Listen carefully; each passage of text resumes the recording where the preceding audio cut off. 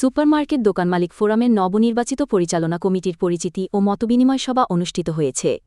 শুক্রবার বিকালে মার্কেট প্রাঙ্গণে কমিটির সভাপতি আতিকুল হক জালালের সভাপতিত্বে অনুষ্ঠিত সভায় মার্কেট পরিচালনা কমিটির সিনিয়র সহসভাপতি মোহাম্মদ গিয়াসউদ্দিন, সহসভাপতি মোহাম্মদ শের আলী শাহ, মোহাম্মদ বনির হোসেন, মোহাম্মদ কাউসার মিয়া ছাড়াও নবনির্বাচিত কমিটির সদস্যরা উপস্থিত ছিলেন। এ সময় কমিটির সদস্যরা আগামী ৬ মাসের মধ্যে মার্কেটের কাজ সম্পূর্ণ করার দাবি জানান। অনুষ্ঠান পরিচালনা করেন নবনির্বাচিত কমিটির সাধারণ সম্পাদক এ.কে.এম. মামুন।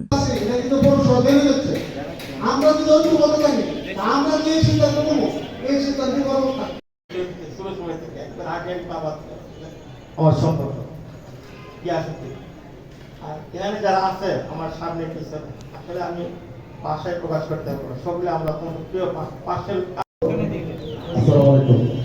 আসলে এখানে আমরা অনেকে অনেক ধরনের বক্তব্য দিয়েছি। বক্তব্য আসলে সবারই স্বাধীনতা আছে বক্তব্য দেওয়ার, কিন্তু কিছু কথা আপনার প্রস্তাব রাখবেন, কোনো ডিসিশন দিবেন না।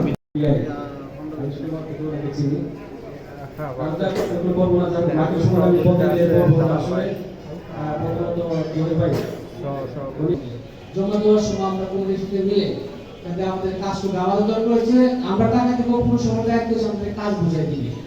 এখন আমরা যদি সকলে একতাই শক্তি একতাই বল, আমরা যখন সকলে একবার জানবো তখন যে অফিসের কাজ করে তারা আমার অনুমান একটা আইডিয়া দিচ্ছে।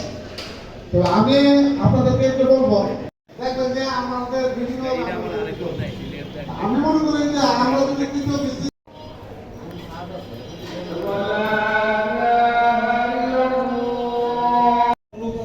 ঠিকাদারের সাথে কথা বলতে হলে যাদের সাথে যে কোনো ক্ষেত্রে একটা ইউনিটির প্রয়োজন আছে।